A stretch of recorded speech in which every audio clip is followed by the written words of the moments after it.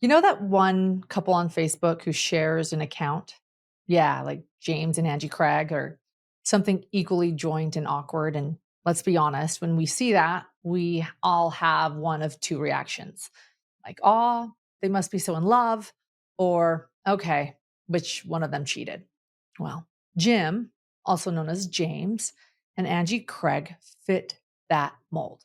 Their joint posts painted the picture of a happy, thriving marriage, vacation selfies, anniversary tributes, all of that.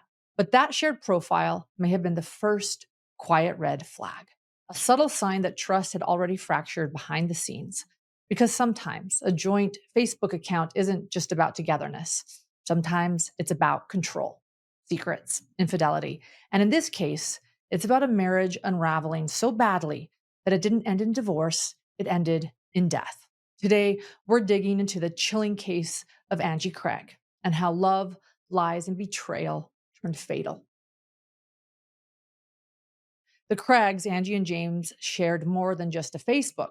They also shared 6 children, a business, and a seemingly beautiful life together. Angie, or Angela Dawn Prey, was born to parents Dawn and Jane Prey on April 15th, 1979, in Dodge City, Kansas. She was the baby of 10 siblings and was raised in the Church of Jesus Christ of Latter day Saints. Angie loved serving her LDS community primarily by working as a family history consultant. Members of the LDS Church trace the names of their ancestors who died before learning about the restored LDS gospel so that these relatives can be baptized by proxy in the temple. This work was very important to Angie and is a position her mother Jane held before her passing as well. Angie also filled various other positions, including youth organization leader and choir director. She was said to have an impeccable singing voice, a talent she inherited from her father, Don, who sang and played lead guitar in a traveling country western band. Angie enjoyed being outside, working on various creative projects, and studying interior design. She also loved animals, traveling, reading, and most importantly, spending time with her family and friends. James Tolliver Craig, or James, was born on February 11th, 1978, to parents Gary and Mary K. Craig. Growing up alongside his younger brothers, James loved outdoor activities like fishing, snowboarding, and hunting, and was said to have a humor of a stand-up comedian. It's not exactly clear where Angie and James met, but when they did, it was obvious they had a lot in common. James's family, they were devout members of the LDS Church as well, and like Angie, he loved animals. In fact, after the couple got married in December of 1999, they moved to Provo, Utah, where James earned a Bachelor of Science degree in zoology from Brigham Young University. Angie and James lived in a cute little apartment near campus and quickly began growing their family. They had their first child, a son named Tolliver, in 2002, and daughters Miriam and Annabelle in 2004 and 2005. After graduating from BYU, James decided to switch gears by going into dentistry. The family moved to Missouri, where James received his Doctor of Dental Surgery degree from the University of Missouri, Kansas City in 2006. He and Angie had another daughter named Cleo in 2007, while James completed 2 years of research for the National Institutes of Health. For the NIH, he contributed to several peer-reviewed journal articles on the topics of bone substitute and composite filling materials. After that, he went on to work as a professor at his alma mater, UKMC, and taught clinical dentistry, biochemistry, and histology courses. The family then settled in Aurora, Colorado, where James opened his own dental practice called Summerbrook Dental Group in 2009. My approach to dentistry begins with sincerely listening to the patient and wanting to find out more about where they're coming from and what they're looking for and what they want. I also have a very strong philosophy that a happy team makes happy patients. And we have such a wonderful team here at Summerbrook. There's really no weak links. And I love hearing patients talk to me about how the positive interactions with my staff have affected their comfort level at the office. That's one of the hallmarks of Summerbrook Dental, is that we try to be happy here.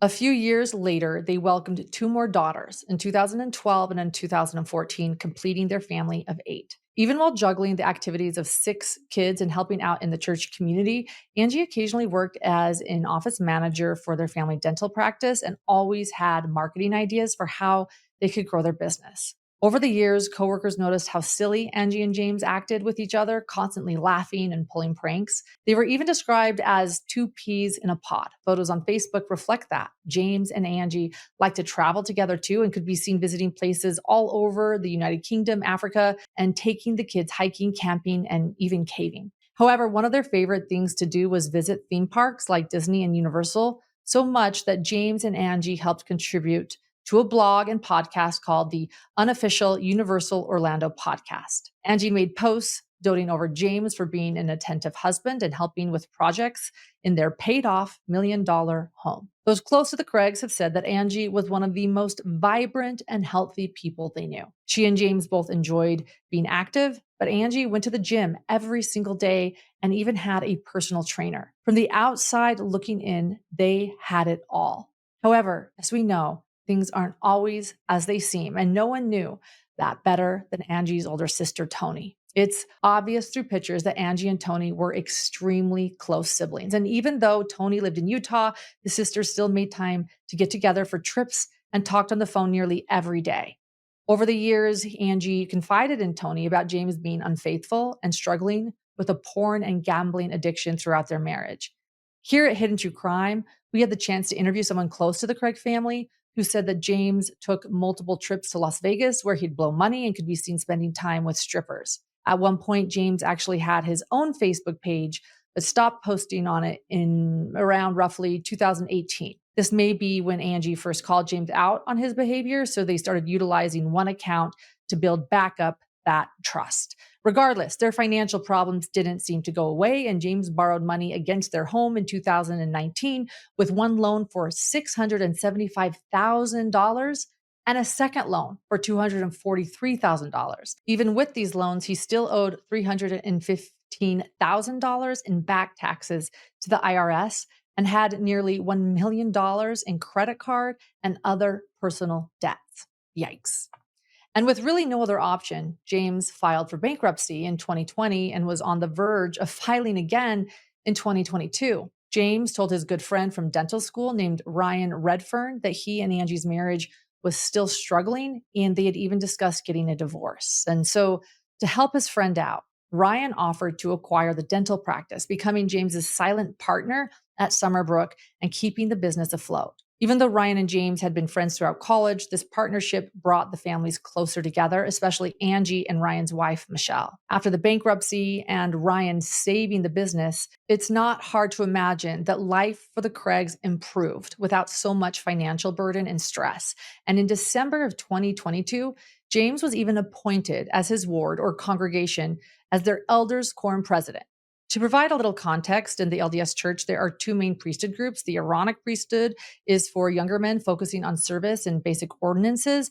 The Melchizedek priesthood is granted to worthy men ages 18 and above and gives higher authority to perform the more sacred ordinances, lead congregations, and offer spiritual guidance. Melchizedek priesthood roles can include elders, high priests, and bishops. The Melchizedek priesthood holders enter into a sacred covenant to assist God in accomplishing his work. They are organized into an elders quorum, usually within their own ward. Again, that is a local LDS congregation. They have meetings to discuss their faith, share experiences, and receive spiritual guidance. They also plan activities, service projects, and assist in community outreach. So the elders quorum president oversees all of these activities. It's a really big deal. It collaborates with other church leaders and overall acts as a leader and mentor for the quorum's members in their faith and service. So given the weight of this role, the elders quorum president is typically someone who has their own affairs in life in order, someone that is put together. And the ward that James and Angela belonged to was relatively large. So him being entrusted with this role had some fellow elders in their ward a little confused. Friends closest to James knew that he and Angie's marriage wasn't in the best place and they were still struggling financially. So why appoint him to this high leadership position? It could be that James wanted to take on this responsibility as a way to improve as a husband, elder, and person in general, or at least maybe just make it seem that way to others. Probably the latter. A few months later, in early February of 2023, Angie complained to some friends that she was beginning to suffer from severe headaches. This was out of the norm for her because, like I mentioned, she was extremely healthy and never really had any medical issues. The headaches seemed to subside over the next few weeks, but come March, Angie's health would begin to decline again. Now, this is where we need to start a timeline of events and go through some text messages and documents. These really help to illustrate just how Angie was feeling and everything else going on at the time. Between March 1st and March 5th of 2023, Angie went to Utah to see her sister Tony. During her trip, there are some text messages that we can see between Angie and James while she's visiting Tony that indicate they have been trying to work on their marriage. While in Utah, Angie wrote, quote, "Your healing and happiness, this marriage is more important than my day. You are more important than my day," end quote. James replied, "Thank you. I know you're getting ready to go out and spend some time with Tony, and I would like to ask that you keep last night's conversation details between you and I. I trust Tony, but it was hard for me to even tell you that stuff. I'm definitely not ready for anybody else to hear it," end quote. Angie replies, "Of course, I wasn't planning to talk about any of it. I haven't actually talked to Tony about any of the last few months since that initial conversation." James then texts, "I'm sorry. I know she's kind of your outlet and your strength and support and somebody who you could always go to vent. I hate taking away even a part of that since I know this is really, really hard for you." It's not clear what exactly James and Angie are referring to, but some people close to the family believe that part of this could have been their worsening financial situation. So in late 2022, James was hoping to alleviate some of their debt by buying into cryptocurrency. However, the deal ended up going bad and James lost close to, get this, $1 million. Not only that, but Angie found out he was gambling in Las Vegas again, losing another $2,000. Regardless, it's clear they were trying to heal some wounds within their relationship. All right, gems. Many people have been asking me for my secret formula or the perfect way to make dream. And although there's not any perfect way, I think I found the almost perfect way, if I'm going to be honest. It starts with hot water, as you can see there, and then you add a scoop of dream. Okay, a scoop and just a little bit more, especially when I need that extra help falling asleep. It does the job every time. I sleep so well and wake up feeling refreshed and ready to go in the mornings. And then I use the frother. The Dream gave me on my first order. Everyone gets this on their first order. I use it more than just on Dream. It is now a staple in the kitchen. I love this. And then what I'm going to do is top my drink with some steamed oat milk. This is the secret, in my opinion.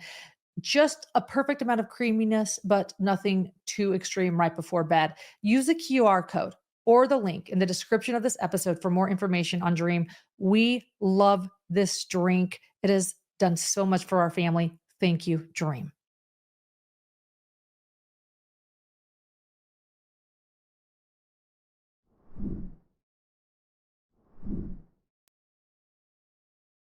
When Angie returned home on March 6th, James texted from work. James stated, quote, "Thank you so much for making my drink this morning. I just love you. I hope you have a great day, and I'm so glad you're back in town," end quote. That morning, James had actually fixed Angie a protein shake as well. And it seems like doing these little acts of service for each other was part of their daily routine, maybe as a thank you. Angie fixed James a coffee or water before he left for work as well. She replied, quote, "You're welcome, baby. I love you too. I think my body is not liking the caffeine this morning either. My stomach feels fine, but my head feels funny and dizzy. Very strange," end quote. James replies, "It's been a week since caffeine for you. Maybe your body is saying no thank you. I did a full scoop of caffeine and a full big scoop of the B vitamins. Is that how much you normally take?" Angie replies, "I'm super shaky. Oh no. I do a small scoop of B vitamin mix. I feel really weird." James replies, "Oops, sorry, baby." Angie then texts, "That's okay. It'll wear off. I am dizzy and my eyes don't want to focus, but I can get the stuff done that I need to this morning."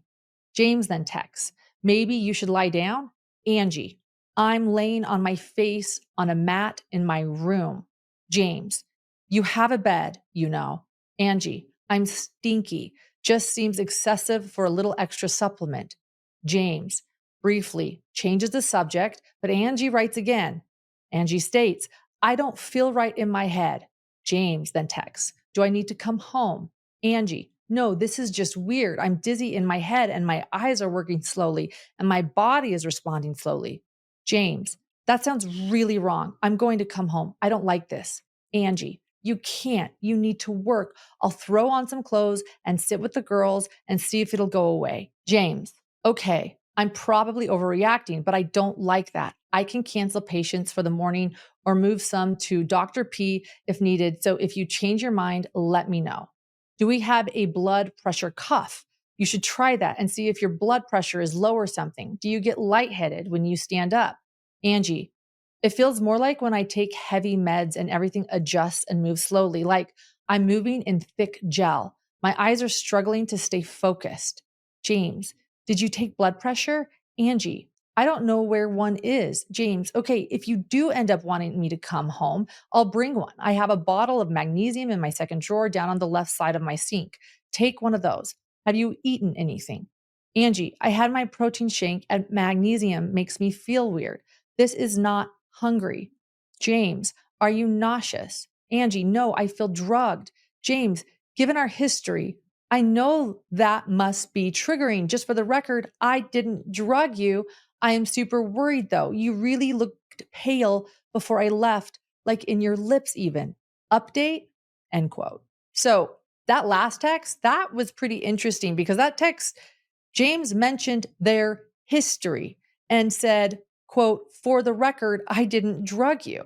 Well, it turns out that about 5 years prior, during a rough point of their marriage, James was supposedly trying to self-harm and gave Angie something to sedate her so that she'd be asleep and unable to call for help. Granted, that was his excuse, but you can see why Angie might have thought something like this was happening again. However, James was the one who brought that up without Angie outwardly accusing him. He texted again. James texted, I was plugging your symptoms into Google and some matches of what you're describing popped up. Do you have weakness in your whole body or just on one side? And is it both eyes or just one that feels blurry? Angie replies, it feels like my whole body and it's tingly and my eyes are struggling to focus. James, are you still laying down? Angie, I got in bed. James, okay, good. Angie, my whole body feels so heavy. James, something's really wrong. I'm coming home with a blood pressure cuff. If nothing else, I can at least help the girls stay on track while you rest. And even though he said that, James didn't come home until after Angie texted again saying she needed help. She wrote, quote, please come get the dogs. Sorry, I also want to shower, but I'm worried. James replies, okay, I'll come help. James stayed at work after that text for 2 more hours. And then he texted again and says, quote, I'm all done and headed home. How are you feeling? Angie replies, the same. Belle's making grilled cheese. James replies, thanks, Belle. I'm all done here and headed home now. Angie, I would like another blessing tonight if there's someone who can help. James, okay, I'm sure we can find someone, end quote. After James got home, he took Angie to a nearby hospital called Parker Adventist, but she was ultimately released that same night. And the next day, Angie texted James and said, quote, you don't have to miss work today. We don't have anywhere to go today, and the girls and I will be fine. I'm starting to think I'm just sick, and this is part of it. I'm going to try my popcorn and Dr. Walker this morning, and we'll see what we can do. Then James texts, I'm not sure your popcorn will do much, but you're welcome to try. Angie, I may just have Belle take me to urgent care this morning. I should have had you do that yesterday. The ER is useless. Sorry. James, no, you're fine. It did help us rule out a lot of other scarier things, and I'm so glad we did it. Angie, I'm kind of worried if maybe I had a sinus infection and I didn't really even notice because I get so used to them and it turned into an inner ear infection. And that's why it felt like it came on all of a sudden.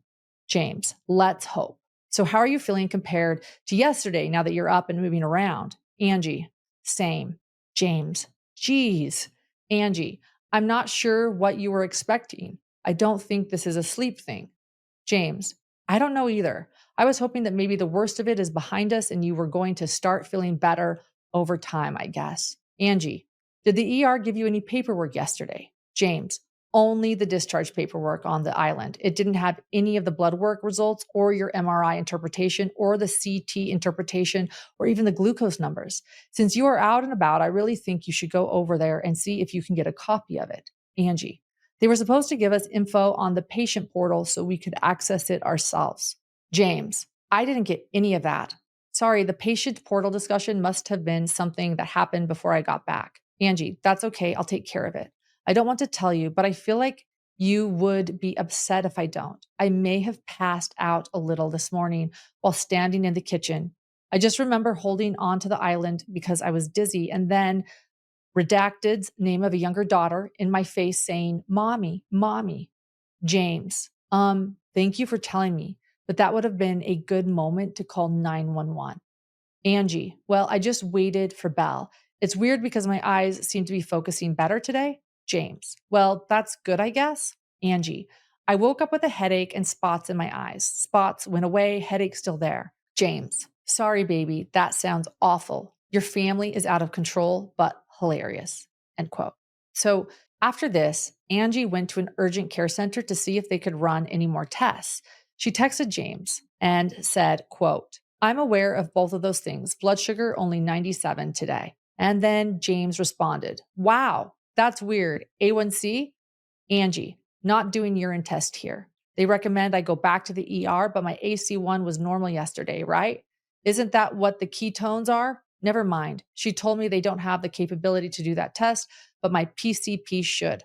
I'm tired. How'd your talk with Matt go? And this, by the way, was referring to one of James's friends who must be a doctor. And James replied, it went fine. He said this sounds like diabetes to him. He said, when your sugars are high, the lens in your eyes expand and make it hard to focus.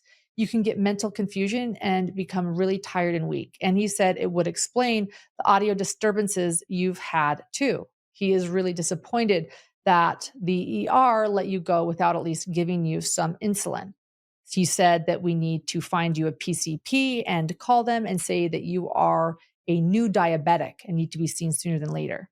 He was hoping somebody could get you in as early as today or tomorrow. And then Angie replies to that text. My doctor can get me in Thursday or Friday, but not before that. I don't want to be a new diabetic, so I would really rather not say those words. Tell Matt to stick it. What should I do? James, let's plan on Thursday or Friday then. Angie, I went ahead and scheduled it for 3 o'clock on Friday because that's when I would have a ride. Do you think I should change it to Thursday? My head is killing me and I am so tired. Making these decisions is really hard. James, I think you should do it on Thursday. I'm sorry your head hurts so bad. Angie, I can't drive and nobody's here to take me. James, I can find you a ride. What time could you get the appointment for? Angie, I'll call back and find a ride and someone to watch the kids. James, I may be able to help with that depending on what time. Actually, Dr. P is out Thursday, so maybe just stick to Friday. Angie, too late. I changed it. On top of all this, I'm pretty sure I have a sinus infection. James, would you like me to call in a Z-Pack for you? Angie, that would be great. Sorry, meant to say that. James, on it. Angie, the PA at the urgent care called in a prescription for some kind of medication that's supposed to help with dizziness. I guess we could pick it up, but I wonder if it helps with dizziness caused by high blood pressure. I don't know how any of that works. End quote. Well, later that afternoon, James must have come home from work to spend some time with Angie. That night, he texted her, James, I love you. It was so nice hanging out with you and just watching a show and snuggling. I'm sorry that you still aren't feeling well and that you feel like I'm disappointed about that. I am not disappointed at all, just feeling empathy for how hard that must be for you. Hopefully, things can improve and get better. I am also so grateful that the last couple of days have allowed me to have more flexibility in my schedule. God really does know what he's doing. Are you feeling anything in particular for dinner tonight and this week? Angie replies, I'm having a hard time feeling okay being sick and an even harder time knowing whether that's me or you. I could tell you were worried yesterday, but I guess I just think they sent us home and said nothing was wrong, and you think I should be fine. I realize I could be reliving the past. It's just hard. And frankly, all of this is really scary, and I don't feel like we've addressed that at all. But I don't even remember most of yesterday, so maybe we did address it. I'm a crazy person. I'm not feeling anything particular about food right now. Tony's sending dinner. End quote. Well, that was quite the text. James replies, oh, good. What's she sending and when will it arrive? Angie, Panera, 6:30. James, I'm on my way. End quote. So again, this was an interesting exchange because it appears that Angie was having some feelings about what happened in the past, possibly referring to James drugging her. She mentioned being scared of them, not addressing how she was feeling, but James completely glossed over that and asked about dinner. He didn't message her again until the next day and said, quote, please let me know when you're up. I'm nervous about it, just being you and the littles. Angie replies, I'm thinking about being up. Julia's coming for redacted later today. James then replies, oh, good. What about redacted? Angie, she wants to play online with her friends. Drinking my drink and sitting on the couch with my ice pack and two anxious dogs. No blurred vision or dizziness or anything, mostly just the headache. James, I guess that's an improvement over the last 3 days. Angie, it's possible the headache will go away and I'll feel okay today. So yes. And my sinuses are cleared out and draining. I can breathe again, but it's making everything taste gross. James, I'm sorry, but that also sounds like good news. Angie, it's okay. It will go away. Just wanted to update you, and I'm hoping you don't worry today. What did you feed Ember this morning? James, her frozen food. Angie, Kay, thanks. She's being noisy, and I think she wants her snack. End quote. So it may be nothing, but I find it interesting that Angie mentioned that their two dogs seem anxious, and Ember, their parrot, was being noisy. People with pets can attest that they usually know when something is wrong and very wrong, which may explain the animal's behavior while at home with Angie. Angie then went on to text and ask, quote, how are you today? James responded, so busy. I'm planning on coming home and eating lunch with you though. Angie, am I eating lunch? I'll need to gear up for that. I'm glad I get to see you. James, I'm glad too. I'll need to ask you what you're hungry for and bring it to you. I'm kind of feeling just a smoothie or something. Angie, I'm not feeling anything. Don't bring anything. I'll eat something here. James, how's your headache? Angie, better, but it still hurts. I probably just need a shower and some sleep and some food. I hate your bird today. She will not be quiet. James, shower and sleep and food sounds good. Angie, I'm sorry about my family. James, I just wish I could get my watch to stop sending me notifications every time they text. It's so annoying that I can turn off the notifications for that chat in my phone, but my watch doesn't listen. It's tapping me and tapping me and tapping me all day long as I'm trying to work with patients. End quote. Clearly, during this time, Angie's family was becoming increasingly concerned with her health and texting about it in a family group message. And so the next morning, Angie texted, quote, hi, baby. I love your face. James, how you doing? Angie, good. Just waiting for Julia. I'm trying to share my vital stats with you so you can see something even when I'm asleep. But my head hurts and the blood pressure is making it worse. Later that night, James texted, I'm going to trust that you are just sleeping and not dead somewhere. I just finished up with what I needed to do at work. I just left the office. I am going to stop at King Scoopers on my way home and grab a couple of ingredients to make dinner tonight. Love you. Okay, all done with groceries. I am headed home to make you some dinner. End quote. With no improvement, Angie returned to the hospital the next day on Thursday, March 9th. She was admitted for more testing, and James split his time between work, home, and the hospital. While at the hospital, Angie texted, quote, I'm cold, super tired, weak, shaky, and dizzy. James, super thirsty? Angie, I've been drinking stuff all morning, so who knows? James, blurred vision? Angie, no. James, I'm having a hard time concentrating this morning. Angie, I'm sorry, I'm just sleepy. James, that's okay, you don't have to say sorry. End quote. Later, James texted, did you eat anything this morning? Baby? Ange, are you there? Angie replies, hi, baby, sleeping. I ate my protein fables and some crackers. I'm down to 140, but feeling pretty crappy. James, I'm sorry you're feeling so crappy.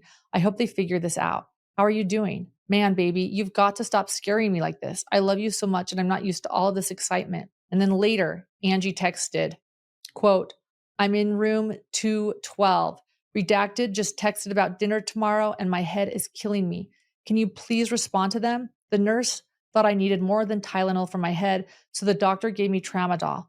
James, okay, that's good. Angie, my question for you, if we're measuring my vitals to see what's affecting them and what's not, wouldn't giving me oxygen when my stats go down mess that up? James, it absolutely would. I'm telling you, I have lost almost all of my faith in that hospital. I feel a lot less anxiety knowing that you are hooked up to monitors.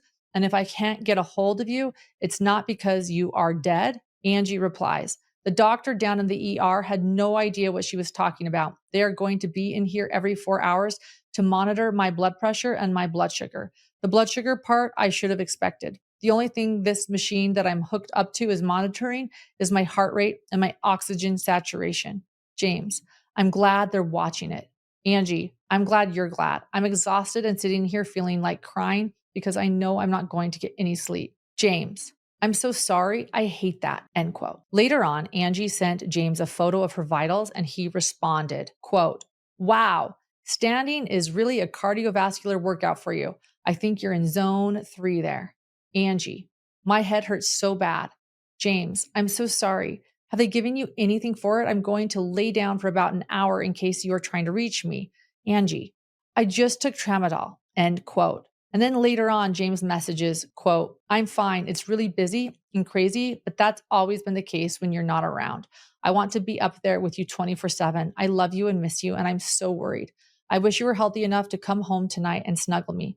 But thank you for staying so that I can feel like you're being cared for by professionals. And then later that day, James texted again. James, I love you. I'm excited to have you home again. I'm kind of feeling a little bit like I'm drowning, but I'm doing my best. Angie replies, I'm sure you're doing great. So my blood pressure was just 145/73. I can't win. James responds, oh my gosh, I'm going to head over and hang out with you for about an hour or so if you're okay with that. Or I should say, I'm going to hang out with you until I feel like I'm falling asleep, and then we'll come back home and do exactly that. But I want to see you again today. Angie replies, I love that idea. End quote. Well, after James left the hospital for the night, Angie then texted him, quote, thank you for coming back. I miss you so much and it's so nice to have some time. I love you. James replies, you're welcome. I wish I could have stayed longer. I love you and I'm so glad you seem to be doing better. I hope you're able to get at least some water or crystal light down. End quote. And over the next several days, Angie was kept for more testing and observation. During this time, James let his friend and colleague Ryan Redfern and his wife Michelle know that Angie was in the hospital. Michelle actually had a PhD in nursing and reached out to James asking about Angie's symptoms to see if she could help come up with a diagnosis. On Friday, March 10th, Michelle texted James and said, quote, how did Ange do overnight? James replied, low blood pressure all night, vomiting in the morning, still trying to figure this out. Michelle, ugh, I'm so sorry. Tell her we love her and are praying, end quote. And then later that night, Michelle wrote again, quote, just checking to see how Ange is doing and if they have made any headway today. How are you doing? Do you need anything? James replied, thanks, Michelle. It's been pretty rough not having any answers. I get pretty nervous not having answers. They did so many tests. They have done 4 or 5 different blood draws. The regular blood panels all come back okay, and she is negative for autoimmune disorders, negative for diabetes. Her A1C was 5.5. The main issue they seem to be concerned about right now is blood pressure. They dumped 5 liters into her over 24 hours ago, and she looks super puffy and swollen, but her blood pressure is barely 100/60. Yesterday morning, it was 56/44. So although that is the main concern that the doctors have, my main concern is just how she's really feeling. Really pretty crappy. They are going to keep her one more night, and hopefully she can come home tomorrow sometime. Michelle replies, how did her kidneys handle that kind of fluid? I'm sure she is miserable, and this has to be so frightening for everyone. James, her nitrogen was 29 yesterday, but today it's back down in the normal range of 21. They think she was just dehydrated. Her kidneys seem to be doing well so far. I thought it might be adrenal insufficiency, but they tested for that too, and so far, just no answers. Michelle then replies, Low blood pressure would cause her to be lethargic and slur her speech. I'm glad she doesn't have those disease processes, but any answer would help ease anxiety and have a plan. Not knowing is more terrifying, in my opinion. James then texts. They did an MRI of her head because brain tumors are in the family. They did an ultrasound of her heart. They did a head CT and they did a chest and abdomen CT, and everything has come back negative so far. So I guess that's good. No tumor is a good thing, right? Michelle replies, yes, that is a good thing. I'm glad they ruled that out, especially with a family history. It's just hard to imagine she was so dehydrated to cause so low of blood pressure. I'm sure she is puffy with 5 liters of fluid on board, and I'm sure her kidneys were working double time to process it. I'm glad her A1C was normal. I would have sworn she was having diabetic ketoacidosis, but I couldn't imagine that they wouldn't have checked blood sugar on the first ER visit. I will continue to pray for answers. I know you have amazing support, but please let us know how we can help. James then replies, they did check blood sugar on the very first ER visit. She was 195 and she was throwing glucose in her urine. That was Monday. So they were almost sure that it was diabetes, but then we went back again yesterday. They checked her blood sugar. It was lower, but still high, like 145, but there was no glucose in her urine at all. And then her A1C came back to 5.5. So that was a mystery. And then Michelle texts back. So A1C is an average of the last 90 or so days. If this is a new blood glucose problem, it won't necessarily show in her A1C. James, yeah, that's a good point, but no glucose in her urine today, so there's that. Michelle, but has she been eating much since Monday? James, let's see. A little bit, but not very much. Today, the only thing that she had was one cracker and she threw it up. Yesterday, the only thing she had was a protein shake in the morning, which she threw up, and some chicken noodle soup for dinner, which she also threw up. So I see the point you're making. There may not be any sugar to throw into the urine, end quote. Throughout the day, James continued sharing more information with Michelle. He let her know that even with Zofran, a medication for nausea, Angie still wasn't able to keep anything down. In one text, James said, quote, if it wasn't my wife, this would be kind of a fun puzzle to try to work out, end quote. And then the next day, Michelle asked James if there was any news, and he replied, quote, the doc is going to do some imaging of her gallbladder and some other internal organs to see how they look. Still pretty much the same, though. When I talk to her, she seems like she's in a ton of pain and super, super tired. Of course, all of the tests are coming back perfect. And then Michelle replies, well, we know we just haven't found the cause yet. We will keep praying for answers and for Angie and your family, end quote. And even though it's clear Angie was still feeling terrible, the same day, James messaged her and said, quote, I just woke up dreaming about making love to you. I love you and I want you. And later on, he also let Angie know that her brother Mark and his wife Renee were coming to town to help with the kids. Angie asked for James to bring her some soup, and it seemed as though she was starting to be able to hold down food a little better. On Sunday, March 12th, James and Angie spoke throughout the day. At one point, he messaged, quote, it just occurred to me that I have not brought you any flowers while you're in the hospital. I am so sorry. I don't know how that dropped my notice. I think it's because I keep expecting them to let you go at any moment. If I had known you were going to be there this long, I probably would have done a better job with that, end quote. And later they discussed her feeling a little better and potentially getting to come home soon. He visited her that night in the hospital and brought his laptop for them to watch a show. On Monday, she even felt well enough to ask James to bring her some noodles from Panda Express and said her headache was mostly gone. Later in the evening, James wrote, quote, I love you and I'm excited to bring you home tomorrow. Angie replied, I wish I was going home now. And then James, I so wish that. I'll come back to see you tonight though, end quote. After he got home from their visit, James texted, quote, baby, I love you so much. I wish I had the kind of schedule that I could just stay up here 24/7 and be with you. I know it's lonely and boring and maybe sometimes scary, and I just want to be there to support you through it all. I'm going to look at my schedule tomorrow and hopefully rearrange some patients so that I can be up there as much as possible. Good night, my love. And just as that song says, I hope you know that you're enough for me. Indeed, more than enough.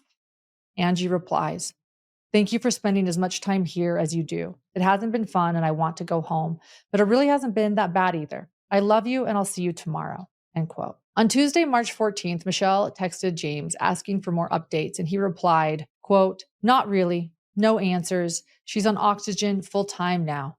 Michelle replies to James, that must be so frustrating for everyone. I'm so sorry. Is she home or still admitted? James, still admitted, end quote. Later that day, Angie texted James and said, quote, thank you for taking care of me. James replies, of course.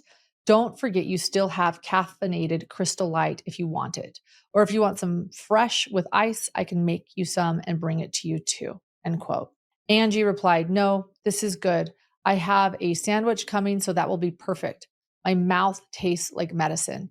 Doc just signed off and is getting my paperwork together. If she gets it done soon, I'll have Belle come get me. If not, can you come at 3? Or should I call Renee? James replied, I should be able to do it if it's around 3 or later.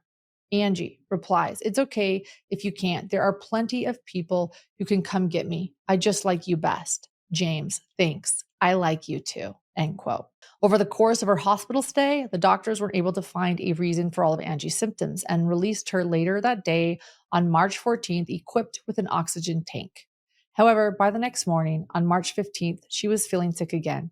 She texted James and said, quote, really dizzy this morning. I'm having trouble staying upright, end quote. A few hours later, her brother Mark brought her to a different hospital where Angie was admitted yet again. Michelle texted James and said, quote, whatever you need, we are here. James replied, thanks, Michelle. She's at University Hospital, so maybe another set of eyes on this case will help. Michelle replied, I think Ryan is trying to get a hold of you. James, yeah, I just talked to him. Michelle, I'm glad she is there, and I pray they find the answer because this is clearly something. Is she conscious? James, no. Michelle, how are you holding up? I know that's a dumb question. How are the kids? James, she's not laughing at any of my jokes either, so you know it's really bad. Michelle, that's distressing because you are funny. James, honestly, I haven't really told the kids how bad it is right now. I don't really have any information to tell them, and I don't want to scare them needlessly. Redacted and Redacted are at the zoo with friends. The older kids know that she went back to the hospital, but they are doing school and stuff. Michelle replies, that's smart. I'm scared, James. Is that bad to say? James, no, I am too. It's weird not being able to wake up to her. Michelle, I'm sure it's frightening. James then texted these 2 photos of doctors surrounding Angie. A while later, he messaged, quote, crash, intubated, 5544, pulse 11584. Doc says she should be mentally responsive by now, and she's not. Doc says she's very, very worried. Use the word tenuous. Michelle replies, any progress, that's a lot of people, and that's never good. You probably have more people than you can deal with, but I will come and just sit. James replies to Michelle, my brother-in-law is here, but if you want to come, you can. Michelle, I will. University Hospital on Colfax? Like by Children's? James, yes. ED, room 5. Michelle, Ryan and I are coming, end quote. Now, I shared all of these text messages with you because I think it helps illustrate how attentive and loving James was acting towards Angie and even trying to figure out what was going on with Michelle. However, on the way to the hospital, Ryan Redfern received an alarming phone call that would paint a completely different picture than the one James had been portraying. The call was from a woman named Jacqueline Calderon, who worked as an office manager at Ryan and James's Summerbrook dental office. Jacqueline stated that she was contacted by another office manager named Caitlin Romero, who gave her some potentially very disturbing information. According to Caitlin, she was working late at the office on March 6th, the day Angela first reported sick at the hospital. Caitlin said James returned to the office after hours and she observed James using an exam room computer with the lights off. This was odd because James had his own office with a computer and personal laptop that he regularly took to and from work. Caitlin said that approximately 30 minutes after James left the office, he texted her that he would be receiving a personal package and asked her not to open it. When the package arrived on Monday, March 13th, Caitlin realized that another employee, Caddy Van Horn, had accidentally opened the box. Caddy didn't know that James was expecting something personal and that they weren't supposed to open it. Before sealing it back up, Caitlin looked inside and saw a biohazard sticker on a circular canister with the label reading potassium cyanide. And after sealing the package back up, she gave it to James. Out of curiosity, Caitlin later Googled what potassium cyanide was used for and realized that Angie had similar symptoms to someone experiencing potassium cyanide poisoning. In her search, she learned that potassium cyanide is a highly toxic chemical compound often found in a white, crystalline form that can be dissolved into liquid. It is primarily used in industrial processes like gold mining, electroplating, and chemical synthesis due to its ability to react with various metals. As a poison, potassium cyanide inhibits the body's ability to utilize oxygen, leading to cellular asphyxiation. Symptoms of poisoning can occur extremely quickly, presenting as headache, dizziness, shortness of breath, confusion, nausea, and in severe cases, convulsions, loss of consciousness, and cardiac arrest. With this information, Caitlin decided to call Jacqueline when she heard that Angie was back in the hospital on March 15th and told her about the contents of the package. Ryan and Michelle arrived at the hospital and briefly spoke to James before he had to step away to take a phone call. And while James was on the phone, Ryan pulled a nurse to the side and told her that he had reason to believe that Angie may have been poisoned with potassium cyanide. And later, Ryan observed James crying while speaking to doctors about Angie's prognosis. And so he and Michelle decided to leave and give them some space. Well, the doctors told James that they were struggling to intubate Angie following a serious seizure. She was suffering from a lack of oxygen, had no pupil reaction, and increased intracranial pressure, which caused decreased perfusion pressure. She had no brain activity and was placed on life support in the intensive care unit. And they informed James that Angie may not make it through the night. They must have also mentioned what Ryan told them because not long after, he received a call from James. And James told Ryan that he heard some disturbing information and then asked if he had said anything to the hospital staff. Well, Ryan admitted that he was aware of a package James ordered and told the nurse about it. Not knowing that the package had accidentally been opened, James lied to Ryan and said that it was a ring that he was planning on giving Angie as a surprise. However, Ryan countered by telling James that he knew it wasn't a ring. James claimed that the package was never opened, so Ryan couldn't know what was in it, even though we know that Caitlin actually resealed the box. Ryan reiterated that the package was definitely opened and it did not contain a ring. He then asked James why he would purchase potassium cyanide. And realizing that he had been caught in a lie, James claimed that it was Angie who asked him to order it because she didn't have the proper credentials to order it herself. James then said, quote, "I didn't think she would actually take it," end quote. James described the situation as being similar to a game of chicken, I guess like faking being. Finally, Ryan told James to just stop talking and get himself a lawyer. Knowing she was unlikely to survive, Angie's doctors called the police to report they had believed she had been poisoned. At around midnight, a detective with the Aurora Police Department Major Crimes Unit named Jeff Chamberlain arrived at the hospital to begin speaking to staff. After learning what Ryan told the nurse, Chamberlain quickly contacted Caitlin from the dentist's office and requested an interview. Caitlin provided more insight about the situation and said that on March 6th, the day Angie first got sick, when James got to work, he mentioned that he had prepared Angie a pre-workout shake. He also said that he added some extra protein because she was feeling sluggish. However, after drinking the shake, Angie started feeling faint and dizzy, prompting James to take her to the hospital. Well, after this, Caitlin started noticing some more bizarre things like James using the exam room computer in the dark and messaging her about that personal package. She also found it strange that while Angie was in the hospital, James would text her saying that he didn't think his wife was going to make it, but then changed the subject and asked how business was going at the office. Caitlin mentioned that she was aware of James and Angie having marital problems because he had brought up the idea of divorce. She said James had recently seemed distant at work and would sometimes leave during lunch because he and Angie were arguing. After Angie was originally discharged on March 14th, James told Caitlin that Angie accused him of poisoning her with, quote, poisons they don't test for, end quote. When Caitlin found out that Angie was back in the hospital, she decided to reach out to the other office manager, Jacqueline, and had even found the invoice for the potassium cyanide. On March 16th, 2023, another detective named Andrew Marino was contacted by Child Protective Services caseworker named Sydney Romero. Sydney met with James and his children individually at the hospital and reported some concerning statements James made during their conversation. Specifically, James alleged that Angie had been considering self-harm for some time, especially after he first brought up getting a divorce in December of 2022. He said that he believed that Angie had been intentionally overdosing herself with opioids and other unknown substances. However, he never reported any of these incidents or tried to get her medical or mental help after these alleged overdose attempts. He also said he was sure that Angie's toxicology would come back positive for substances, but wasn't sure what kind. Sydney told Detective Marino that she felt compelled to report these statements because none of their children mentioned Angie having any depression or attempting to self-harm. In her opinion, it was unlikely that all of this could have been going on without anyone else in the house besides James being aware.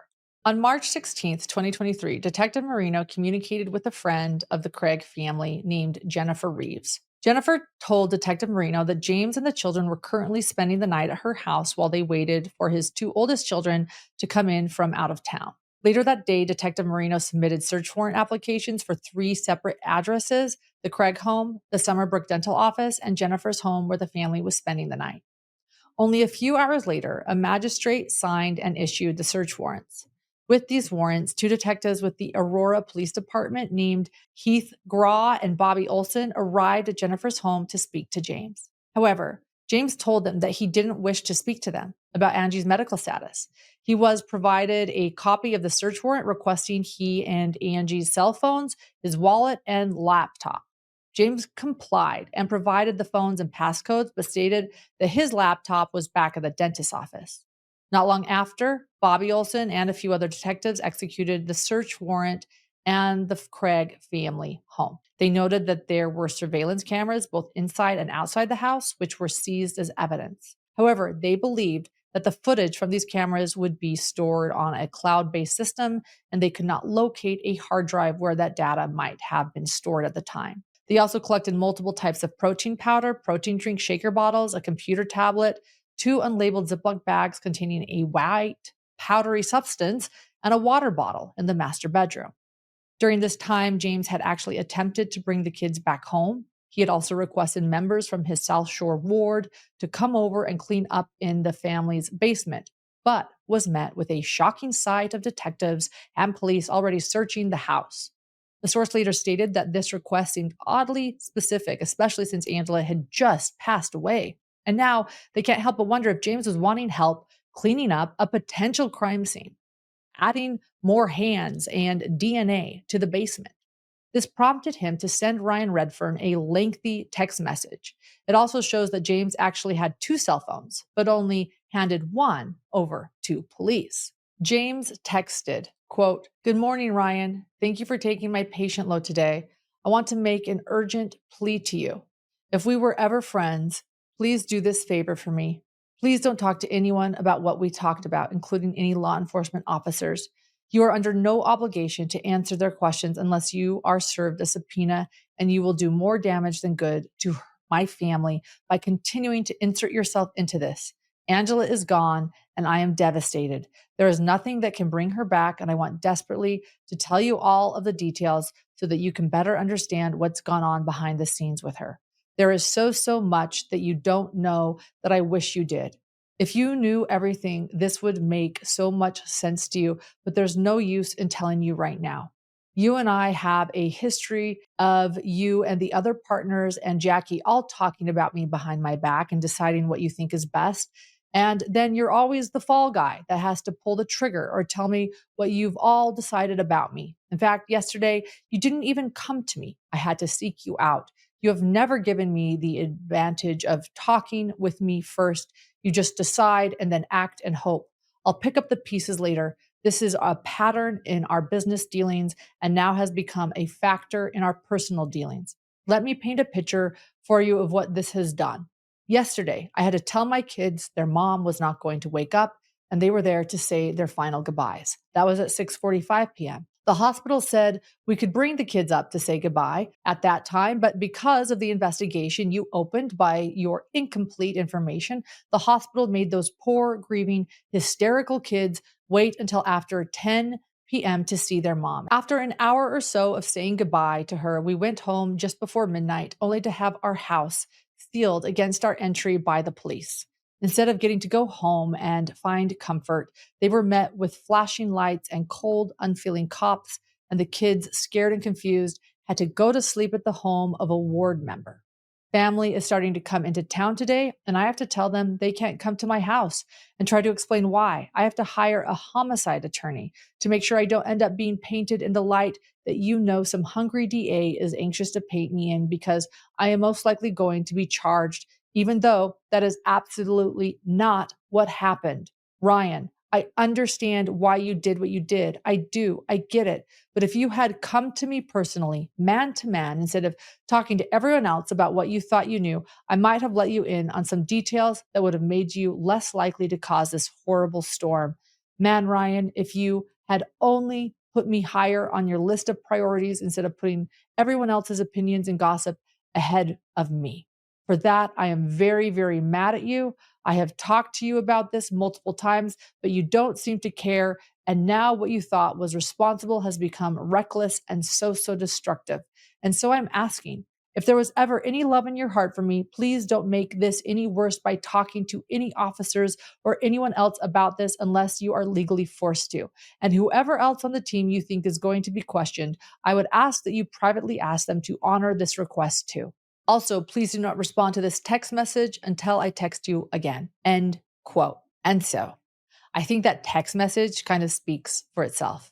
James was upset with Ryan for being concerned for Angie and letting the nurse know what was potentially wrong with her, which James clearly was not doing. And if he had actually ordered the potassium cyanide at Angie's request, like he claimed, why wouldn't he have mentioned that to any of the doctors, regardless if he thought she'd actually take it?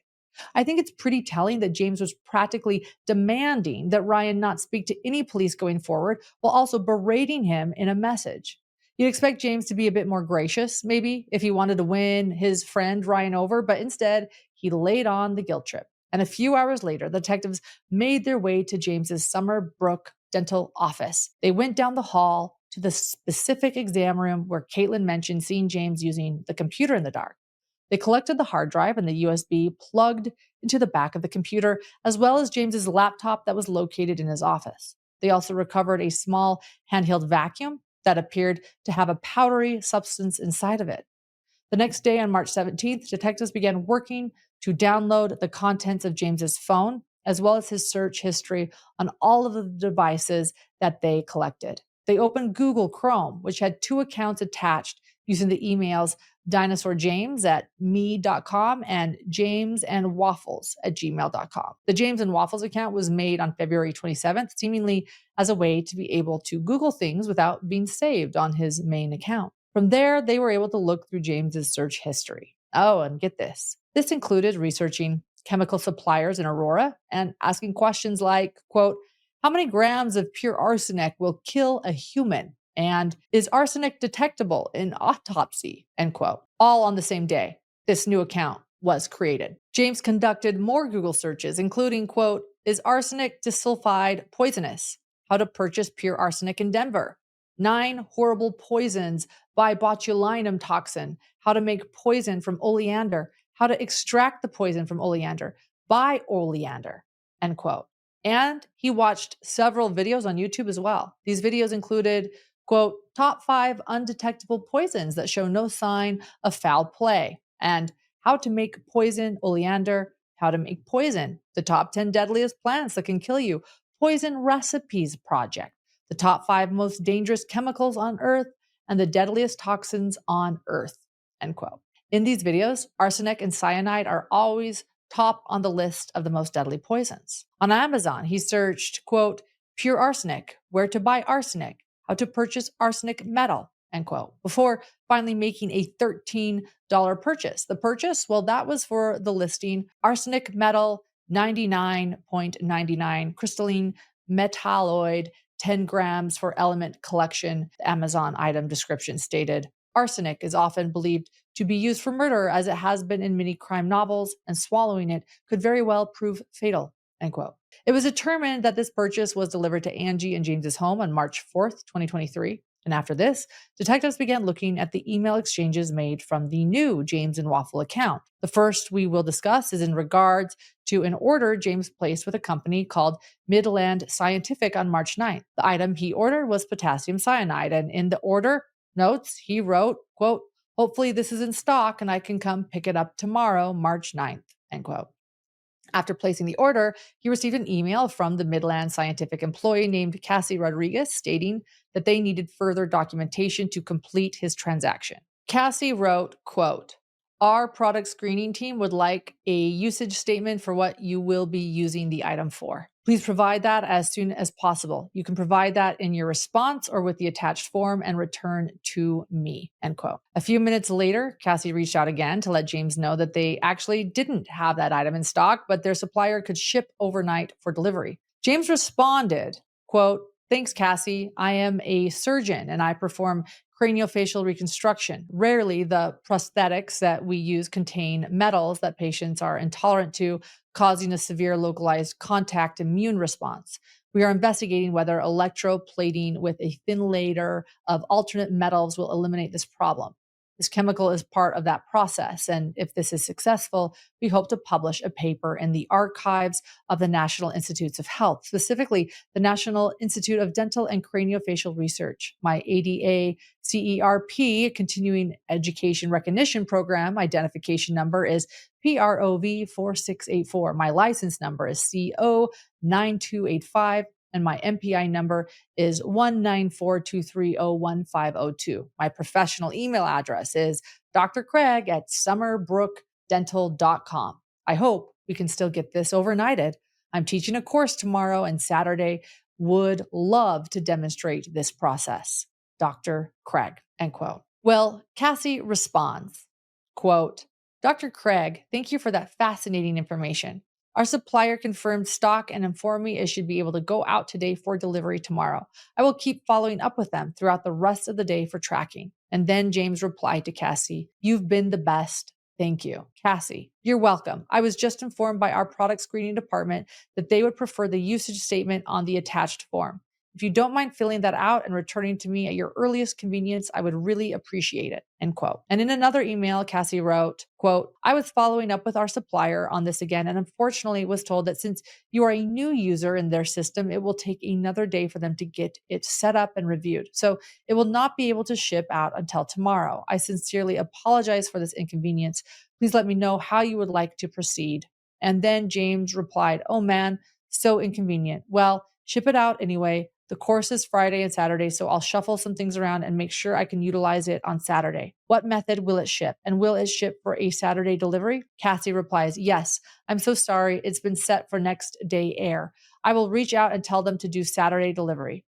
James replies, "Thank you so much. I will be sure I'm there to receive it," end quote. Well, the next day, James emailed Cassie to ask if there was tracking information on the package, and she replied, "Hi, Dr. Craig. So sorry for the delay. I've had to get with management to contact our supplier and escalate this.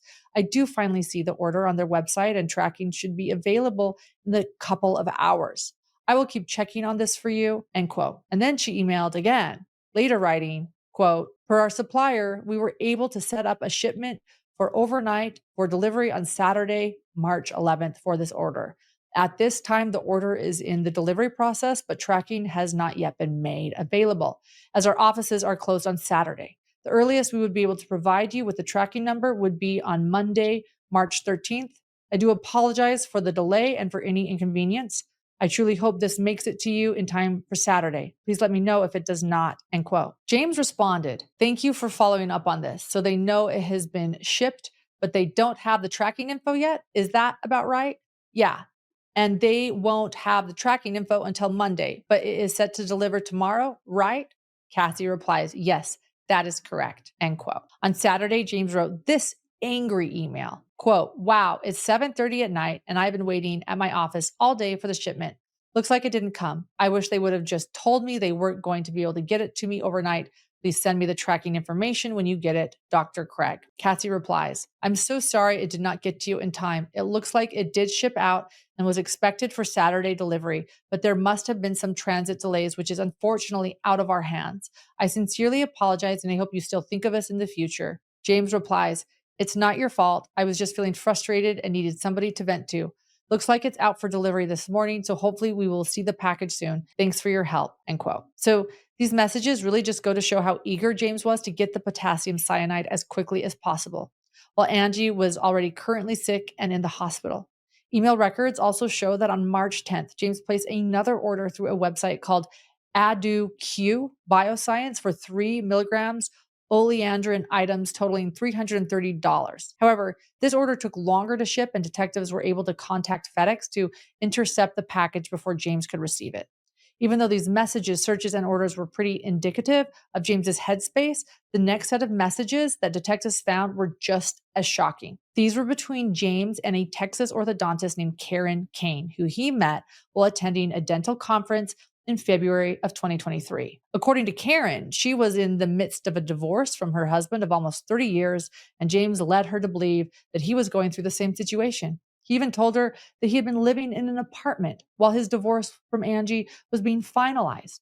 James and Karen spent the 3 days of the conference getting to know each other and began texting and emailing going forward. In an interview, Karen claims that their relationship wasn't very serious as they had only known each other for around 3 weeks. However, their emails suggest that they did share a deep connection and even said, I love you to one another. You've been labeled the mistress in this story. Yeah, I don't like that label.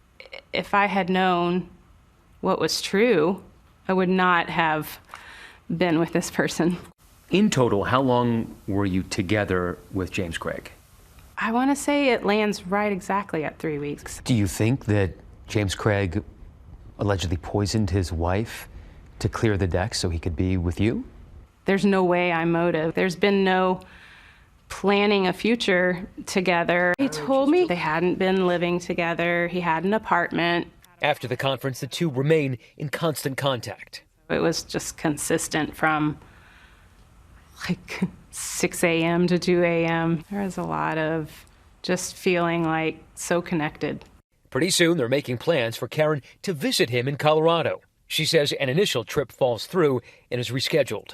And the day before Karen arrives in Denver, Angela's health takes a horrific turn. She suffers a seizure, is on life support, and is not expected to survive. Originally, it was like, maybe I shouldn't really even come. And he was like, I could really use the support. Karen tells me they met for dinner twice. He at no point seemed stressed or anxious or, I mean, really, I had to drag it out. I'm like, are you sure you're okay? Because he seemed okay. I didn't willingly have a relationship with somebody who was in a marriage. Karen says they never consummated the relationship, and what she hoped was a promising new romance has ended with her pulled into a tragic investigation. And of course, the ultimate victim here, a vibrant woman, a daughter, a sister, and a mother of 6. I can't even imagine the loss of a family member, and then to consider that it could be at the hands of someone that had been in the family for 25 years. While all of the emails between them haven't been released, court documents state that at least some of their exchanges involved sexually explicit conversations, even though Karen claims they were never physically intimate.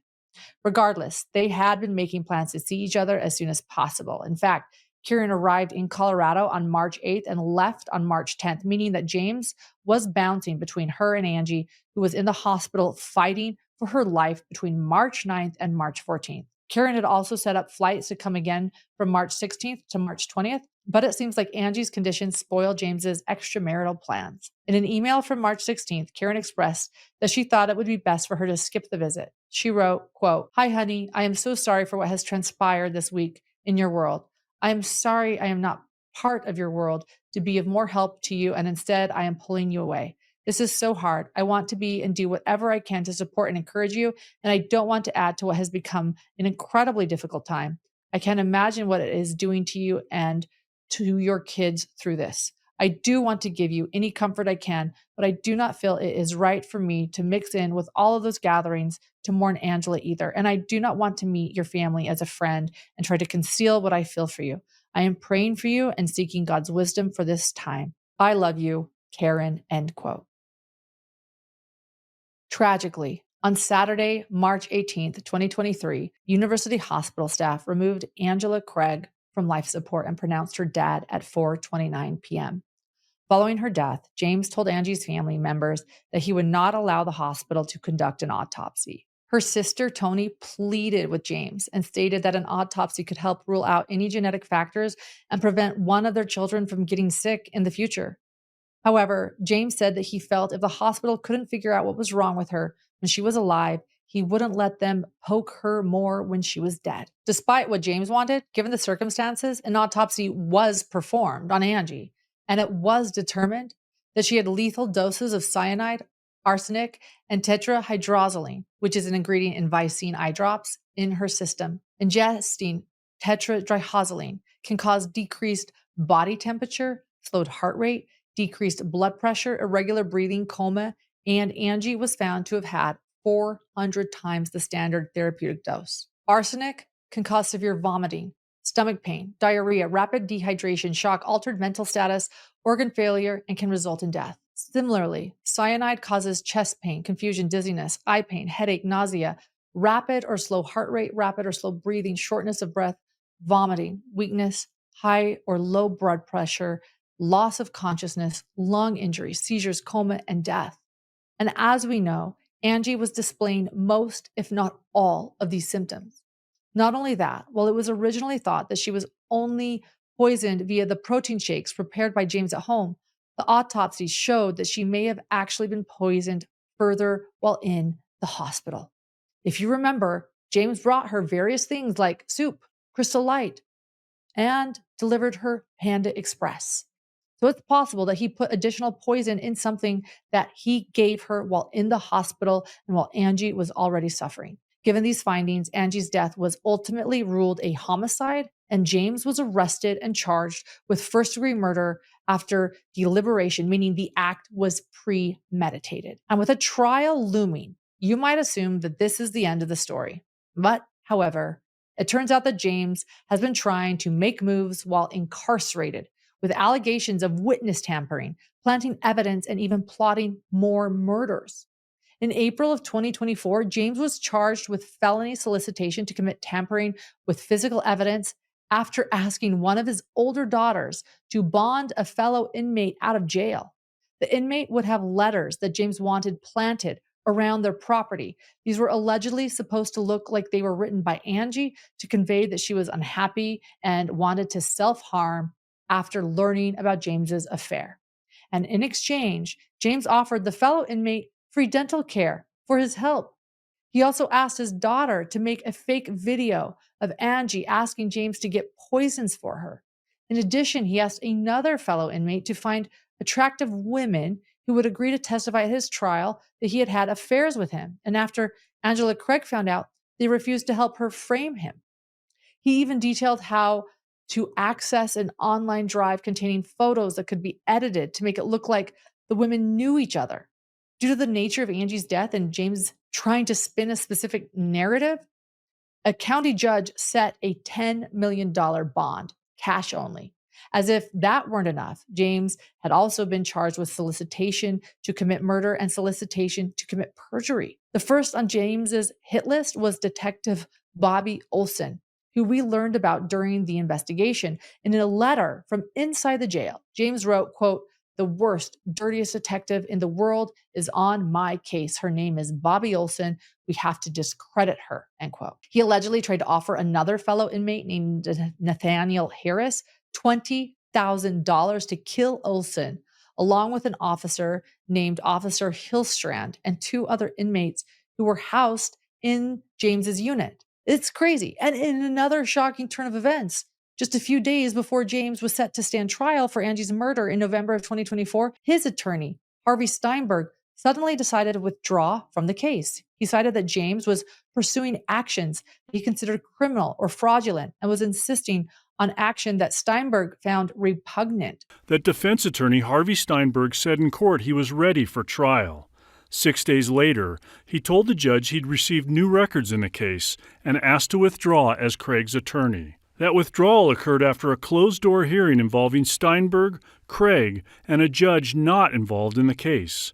Barely 24 hours after that, prosecutors accused Craig of plotting murder and false testimony. His new attorneys are alternate defense counsel lawyers Rob Working and Lisa Moses. Investigators have referred to James Craig's alleged plot as a heinous, complex, and calculated murder. But is it really all that complex? In reality, murders like this typically come down to two factors, love and money, and either one of those could fit as a motive behind Angie's death. Many people automatically assume that this was a situation similar to Scott Peterson or Chris Watts, who murdered their wives to start a new life with their mistresses. They point to Karen Kane as being the motive, but there are people close to the family who doubt this is the case. One even said that it's more likely that Karen was just caught in the crossfires of James's grander scheme. As we know, Karen and James had only known each other for a few weeks, and while it's possible to fall head over heels for someone in that time, Karen may not have even been the only woman that he was seeing. There are messages that have been uncovered between James and another currently unnamed mistress from back in January of 2023. In one message, James wrote, quote, "I'm not happy, but can't get divorced right now. I'm just stuck. I hope you know I'm not putting you off. I still want to support you in every way, including financially. I have to do something about the situation I'm in first, though," end quote. Assuming James is guilty, it seems as though he started plotting to poison Angie long before he even met Karen. That leaves us with the potential money motive, which our inside source believes is the most likely one as well.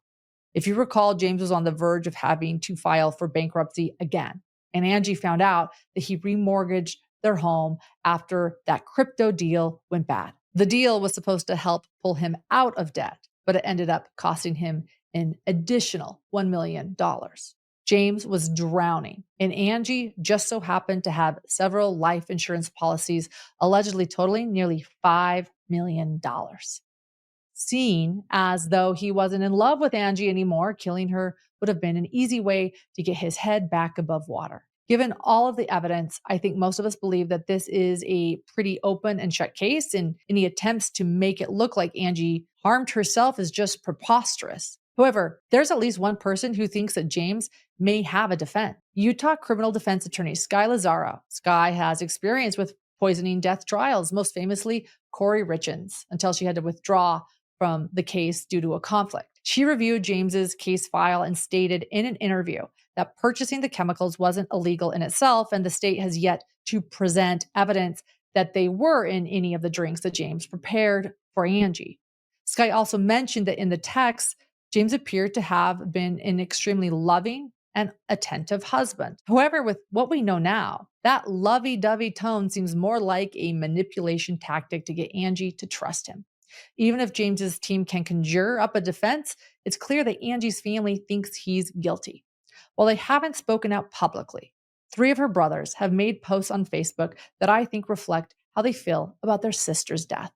The first is from her brother Mark, who shared a photo after their cousin went and laid flowers on Angie's grave. In the post, he wrote, quote, "My cousin Dana lives about an hour away from Aurora, Colorado, where my sister Angie Prey was buried after being murdered by her husband just this past March. It's such a lonely, desolate-looking cemetery where she was laid to rest, and we don't have any family there anymore. How thoughtful of you, Dana, to take this time to do this for Angie," end quote. The second is from her brother Mike, who shared a GoFundMe created for Angie's children. In the post, he wrote, quote, "Some of you may have seen recent news reports about a dentist in Aurora, Colorado, accused of poisoning his wife and the mother of his 6 children, ages 8 through 21. Some of you might also be aware that this beautiful 43-year-old woman is my baby sister, Angie.